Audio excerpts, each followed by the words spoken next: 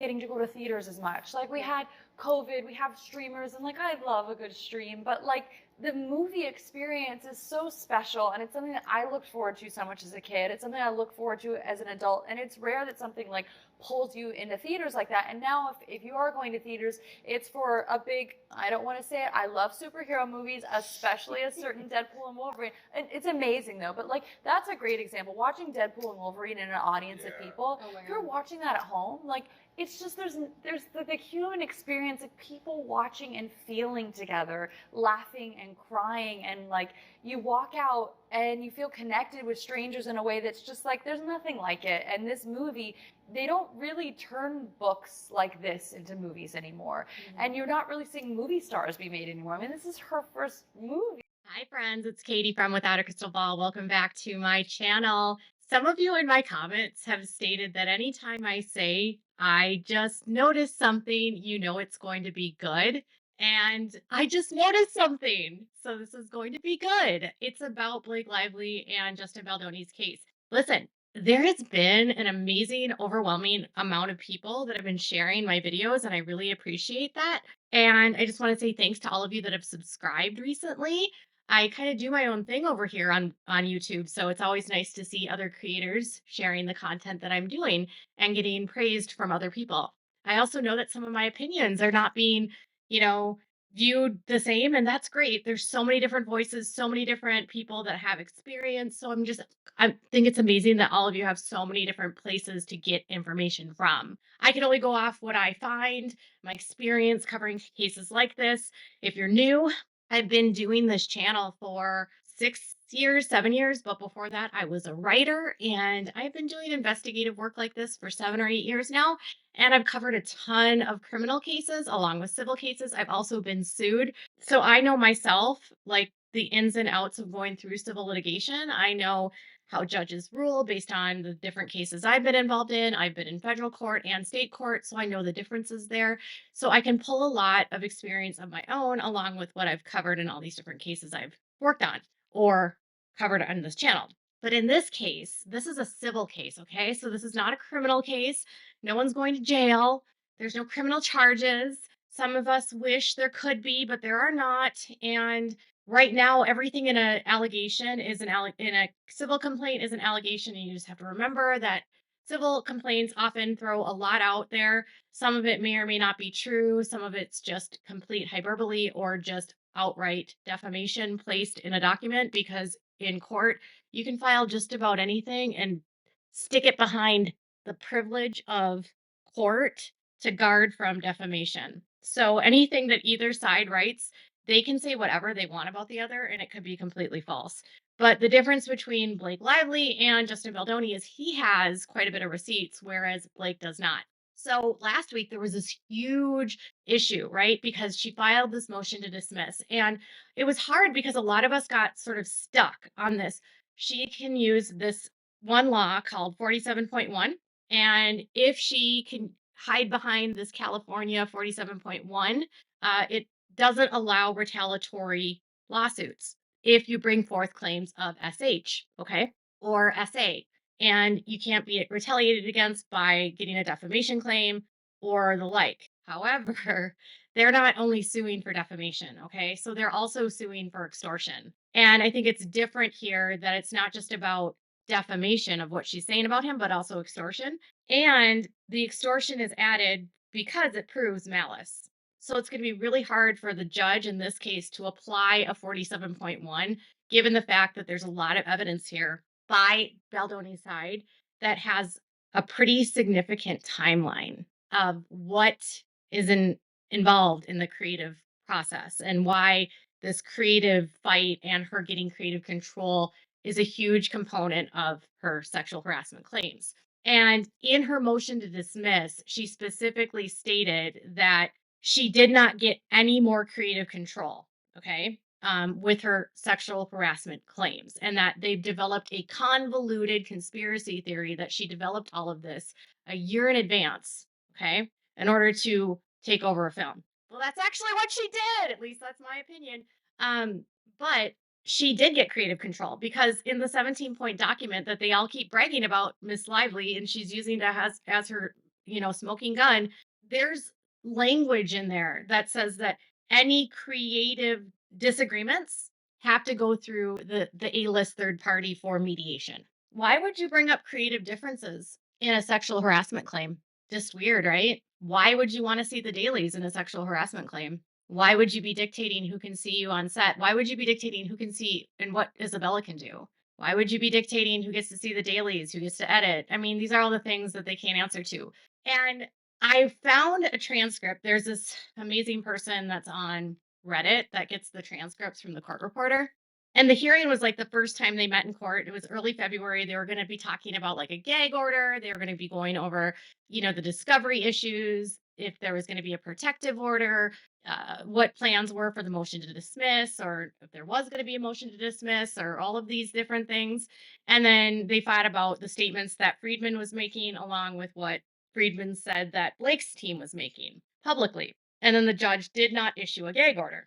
And because, the mainstream media, they put out this content and they put it out very fast. They don't really tell you everything that happens in these hearings. And there was a point in the hearing.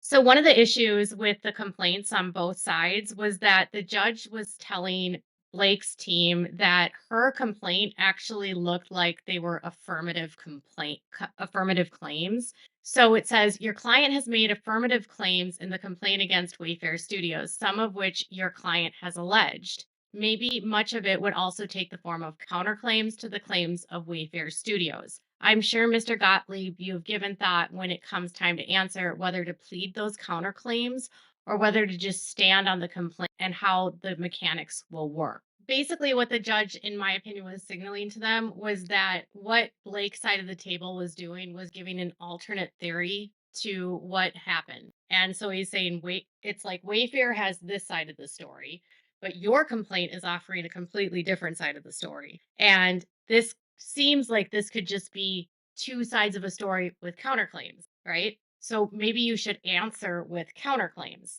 But instead, her side says, no, we're going to seek a motion to dismiss and we'll just amend our complaint. But when they amended their complaint, they did more affirmative claims. And so I think one of the biggest issues for them being successful on this motion to dismiss is that the judge has to look at both complaints as though they are factual. And so they can't just look at Blake's claims and say, well, she brought forth sexual harassment claims and this isn't, I have to dismiss it because of 47.1. If Wayfair has claims that present a completely different side of the story, that might make it seem like these claims that she's bringing may lack legal standing, or there might be a lack of facts, or it must maybe misleading. That could be a huge problem for her. And I keep wanting to go back to the fact that throughout all of the rulings of this judge, Blake's side has spent a lot of time trying to tell everyone through their filings that this is not a case about extortion. This is not a case about creative differences. This is not a case about, she took over a film. It's a case about she came up forward with sexual harassment claims and they retaliated and they can't, all of this is a retaliation and this is continuing of their retaliation. And they're putting out really bombastic and divisive language, calling this Darvo tactics of this is straight out of the abuser's playbook. They're flipping the narrative and they're saying that we're doing this to them. They're doing all of this and they're trying to tell a story to the judge, and the judge isn't really believing them because every time the judge is presented with their allegations, they always remind Blake's side that, listen, there's a whole nother side of the story here, right? There's two sides that have claims, and one side involves theft and the other side involves sexual harm. And we need to figure out which one is true, And so I have a hard time believing, based on the way that the judge has been viewing the case from the beginning, that this is going to be a dismissed case because of 47.1, because I don't think the judge can ignore the fact that there is a lot of evidence here about the extortion and alleged extortion. And another thing that happened in the same meeting was that they got really annoyed by that amended complaint with the timeline of relevant events that has all of the screenshots.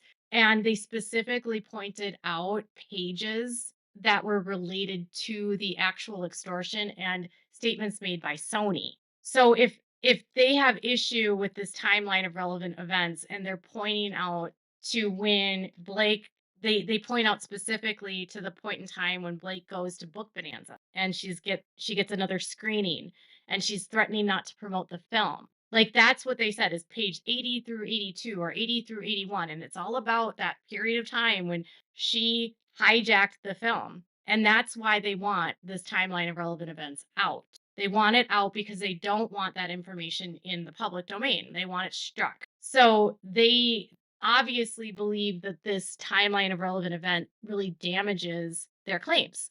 And it kind of does. So everyone got super freaked out about the motion to dismiss. I kind of told you about how the judge ruled on the stay of discovery, which was really good news for Justin. But I wanted to talk you through some of these arguments in her motion to dismiss and bring it back to the complaint of what she claims is sexual harassment versus what he says in his complaint. How she's twisting words to fit a narrative. And it's kind of disturbing.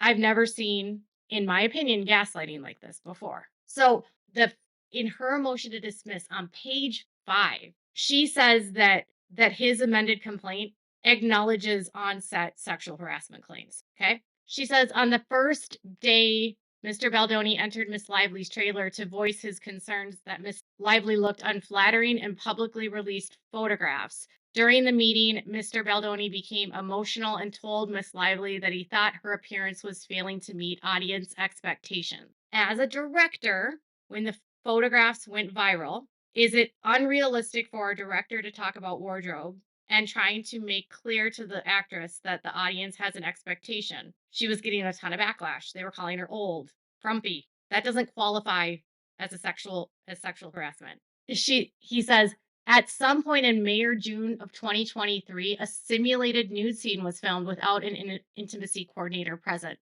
On the face, that sounds horrible, doesn't it? Right? They claim sexual harassment. Do you know what they filmed that day? A scene that Blake wrote. So please explain to me how a scene that Blake wrote is actual sexual harassment. Because the scene that they are discussing is the shower scene.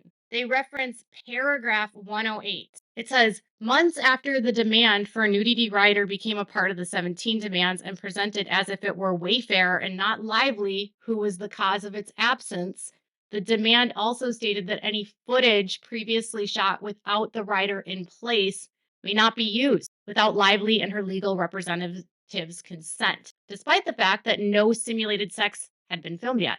In fact, the only one scene that had been even filmed was a scene that Lively knew of well in advance, given that she wrote it herself, knew when it would be filmed, and directed the action herself, never requesting a nudity rider or an intimacy coordinator. This scene was when she was in the shower after she's picked up by Atlas, after she's almost raped by Ryle.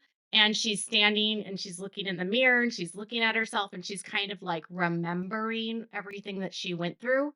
And she's kind of piecing together all the different events she went through with Ryle. She's literally, the showers in the background. You don't see anything but from the shoulders up. It's simulated as though she's naked, but you don't see any nudity. It's shoulders up in the shower, looking at herself, crying. And they see she wrote that herself. So they're using this as a way to say that this proves sexual harassment because Blake wrote a scene and filmed a scene of herself looking in the mirror. Another one was Mr. Baldoni discussed orgasming while having sex with his wife, remarking that those have been some of the most beautiful moments between them. When in fact, he says that that conversation took place at her house, and it was when they were working on scenes and developing the scenes together for how they were going to choreograph the love scenes. And this is what it says. For example, in response to a proposal from the intimacy coordinator that Baldoni's character Ryle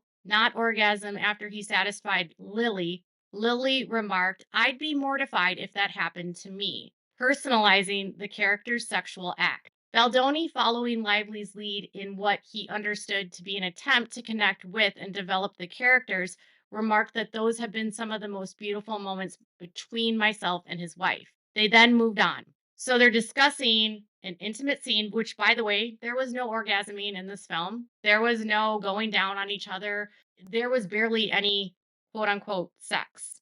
In another instance, Lively and Baldoni were developing their scene, and Lively said, I don't want it to look like porn, then offered up that she had never seen porn in her life, a very personal fact. Baldoni complimented her and said that's wonderful because unfortunately he had been first exposed to it when he was 10 and struggled with it for a period of years, which he writes about openly. So she claims that he sexually harassed her by talking about his wife and him having beautiful moments, only after she said she would be mortified if that happened to her. Another one that she's using to prove sexual harassment was Mr. Baldoni improvised while filming romantic scenes, which was consistent with his own prior experience of rehearsing or filming scenes multiple times, often with variations without needing permission. But do you know what that actual paragraph says in the complaint? Doesn't say that. So they're referencing paragraph 91. Paragraph 91 says, moreover, it was Lively who engaged in unchoreographed kissing scenes. One scene, again, captured on camera, exhibits Lively pulling Baldoni in to kiss her. It is clear Lively was initiating unchoreographed kissing. In one take, she pulled Baldoni in and kissed him once, in another twice. And the number of kisses entirely initiated by Lively changed at her whim. Baldoni, as a professional actor who, among other roles, played the lead love interest in television's Jane the Virgin for 5 years, is like most actor accustomed to rehearsing or filming scenes multiple times, often with variations, without needing permission while in character. While Lively now takes issue with an innocuous improvisation Baldoni as Ryle may have allegedly initiated while in character, Baldoni treated their relationship on camera as professional, each playing their part, each doing their job. If no one was supposed to improvise, Baldoni would have no way of knowing based on Lively's own actions. Lively demonstrated again and again that this was normal and acceptable part of filming romantic scenes. So they're claiming that Baldoni there is admitting that he improvises. And so therefore this is sexual harassment. But that whole paragraph says that there's camera evidence of her improvising kissing him. And there is actual documented camera evidence of her pulling him in, even after she made him file that, sign that 17-point document. Another one that she claims proves sexual harassment was Mr. Heath was present at Miss Lively's hair and makeup trailer while she had her body makeup removed. And despite her asking him to turn away while they spoke, he may have made eye contact with her at one point, later apologizing. And then Miss Lively told him that it made her feel uncomfortable. Eye contact is apparently sexual harassment when a producer is going into a trailer because she asked him to go there, by the way. And in paragraph 104, they describe it as Baldoni and Heath were led into situations that would later be characterized as harassment. Lively herself invited Baldoni in her trailer to work on lines while she pumped breast milk. She regularly breastfed in front of Baldoni while they had meetings. Heath was invited into her trailer for a meeting at her request while she was having makeup removed from her collarbone because she was not able to meet at another time. Her nanny, makeup artist, and assistant were present, and Lively was not topless, as she claims elsewhere, but was fully covered while either nursing or pumping breast milk. In this instance, he was instructed to turn away while they spoke, and he respectfully did so while they figured out a time to meet with the other producers standing just outside the door. And as Heath pleaded with Lively to have a meeting the next morning to avoid her getting home late and losing shooting time the following day, while it was possible he inadvertently made eye contact at one point, he does not recall. Lively later mentioned he did and it made her uncomfortable, to which he responded, I'm so sorry, I really didn't realize. She responded, I know you weren't trying to cop a look, and they moved on.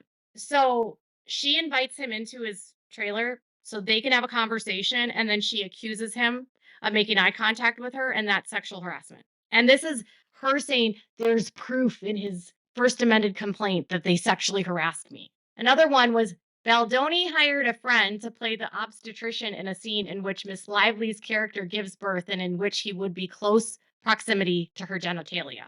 Can someone please explain to me how, when you take a script and the script says that you're going to have to give birth on camera and it's going to be simulated birth, that you wouldn't hire an obstetrician? And can you please tell me how a doctor playing the part of a doctor catching the baby is somehow becoming sexual? Because in paragraph 119, She says, this point appeared to relate to Miss Lively's misleading claim that Baldoni inappropriately cast a personal friend to play the obstetrician during Lively's birth scene. Baldoni casting an experienced actor who happens to be friends and is no different than casting Lively's sister, who was cast because she's Lively's sister. The actor portraying the obstetrician is an award-winning Shakespearean-trained actor with an MFA in acting from UCLA, in addition to appearing in numerous hit television shows, has toured nationally with a Tony Award-winning acting company and attended Oxford's acting program on full scholarship. His accolades and performance speak for themselves. Lively's current complaint states she was alarmed when Baldoni introduced him as a friend and allowed him to play this intimate role in which the actor's face and hands were close in proximity to her near nude genitalia, categorizing the experience as invasive and humiliating. It is Lively's suggestion that a highly trained and experienced actor would have an unseemly interest in being in close proximity to her near nude genitalia, to which she stated she only had a small piece of fabric covering her, which is not true. So, again, casting someone to play an obstetrician is apparently sexual harassment because they would be in close proximity to her. And he used the word sexy to describe her at least 2 times, including once when she was wearing a onesie with a big coat. 61. Paragraph 61 says, Lively herself set the tone for personal discussions on set, including what language was acceptable. For example, on one occasion while filming a restaurant scene, Lively sat on the floor in painfully expensive shoes while discussing with a group of male cast and crew how sexy her shoes were. No issue using the word sexy herself, but apparently took note both times Baldoni said that word in her presence. Do you see what she did there? So he says she sat down, took her shoes off, and talked about her sexy shoes. And then he says the 2 times he used the word sexy is proof that he sexually harassed her. Again, that's not what was said. And a judge is going to see right through this. The judge has the ability to read the complaint to see that this isn't being portrayed that way. But her lawyers are writing the motion to dismiss with the assumption that you and I aren't going to go back and read their complaint and track it to what was actually said. So the final one that she claims for the sexy is relating to the onesie, which is Baldoni and Wayfarer clearly agreed that coworkers should respect physical space. Lively's constant confusion of references to her character as played by Lively as opposed to Lively herself became problematic and interfered with production. This was caused in large part by Lively's persistent desire to direct and inability to accept direction. For example, her allegation that Baldoni inappropriately called her sexy was in fact a reference to a scene where everyone was wearing onesies, but Lively was covering her onesie with a big coat. This was a scene when they were at the bar. This is actually when Jenny Slate's character announces that she's pregnant, and they are all wearing onesies. It's a whole thing, I guess, with the Bruins in Boston that they do this. And she's wearing a huge coat that doesn't make sense in comparison to what everyone else is wearing. And Lively was covering her onesie with a big coat. Baldoni, her director, asked that she take off the coat so that her onesie would be visible in the scene. Baldoni said it will be hot, as it was 90 degrees in the small bar with no air conditioning. Lively mischaracterized this in her complaint as Baldoni referring to her as hot, using the slang meaning of the term. And given that Lively herself had earlier expressed to him she wanted her character's wardrobe to be sexier, he encouraged her to accept direction by saying, it's sexy, meaning that without the big coat, the wardrobe was sexier, as Lively had said she wanted it to be. She took this personally. She was unable to take direction, later alleging his behavior was inappropriate regarding her self-chosen wardrobe, stating that's not what I'm going for. Baldoni, recognizing that she may have taken his direction personally and appeared offended, apologized more than once. So if you see the first video that they put out of them dancing, they're actually fighting about, he's like, no, I'm going to direct you now. And in interviews, she often talks about her confusion of speaking in first person like she was Lily and then not being Lily. Lively doesn't actually act, she plays herself. And I think when you don't play a character and you're just playing yourself, That's her problem because she's taking things personally and acting like the statements are being made to her personally when they're actually acting in a film. And so she can cherry pick these experiences and act as though they're happening to her when they're actually in character. No different than when they're slow dancing and they're supposed to be acting like they're in love and he's, caressing her hair and he's kissing her on the head, which is what happens when you slow dance. And she's saying he was doing that to me, not to Lily. No, he wasn't. He was doing that to Lily. He wouldn't have been dancing if it were not for Lily. All of this is on film, by the way. So when we talk about how accurate like how reasonable her harassment claims are, the normal jury has to be able to differentiate between what she says is sexual harassment and what he says. And if I were on the jury, any of the claims that she made do not qualify to me as sexual harassment. It's a woman that's not allowing people to say things to her that she doesn't want to hear, or she's instigating sexual conversation and then she's saying, well, you said it then, so that's sexual harassment. So she's baiting them. So if this is how she starts out her motion to dismiss, that's not a good news because the judge has already stated that a lot of her claims come off as almost like an alternative answer to what the claims against her are. He has to believe that what Mr. Baldoni says is true. He has to take the claims as fact. So he can't just dismiss it saying that he only sued her because of sexual harassment. What if he sued her because she was trying to extort him for more money with a frivolous lawsuit and used claims of sexual harassment? Because in her motion to dismiss, I'd like to remind you what is unclear is the FAC does not allege what money or property Miss Lively received from the Wayfair parties for supposedly extorting her way into editing a movie for no additional pay. Indeed, this FAC self-defeating claim appears to be that Miss Lively bullied her way into doing more work than she was contractually obligated to do without additional compensation. And they have that highlighted in bold and italicized. While Wayfair profited handsomely from the movie's blockbuster success. Notably, they did not pursue action against her for the supposed extortion until after she filed her claims. Well, because you're currently extorting them still. You can use lawsuits for extortion purposes, by the way. So, fear not, friends. I always will remind people when you're listening and you're consuming content, you all have the right to consume and listen to whoever you want. But the best thing I can always recommend for everyone is that take the documents, look at them yourself if you have the time. If you don't, this is what I'm giving to you. And then review and say, is this what was said? And what does this document say that they're referencing? And when you cross reference, the math, as they say, doesn't math. Her claims start to fall apart. And if you are a jury and she's asking this to go to trial, had to decide, is this sexual harassment? And if there's not more than what she's provided here as documented evidence, it's really just he said, she said. It's different interpretations. And it doesn't legally meet the standard of what the average person would consider sexual harassment. So, what are your thoughts about this? The fact that her lawyers are terrified about the document, the timeline, having the extortion evidence and wanting that tossed out. They want it strict from the record, but doesn't make the evidence go away, by the way. And the claims that they've admitted to sexual harassment. And now you know and can see what they believe is sexual harassment. Do you really think a judge is going to throw this out? Or did she just basically expose herself? And did the judge saying to Lively that her claims don't look like just claims, they look like affirmative claims, meaning they look like another side of the story and they could have some legal issues to manage and get all the way through to trial? Affirmative claims can produce counterclaims. They can produce all kinds of headaches. They can also not have legal standing.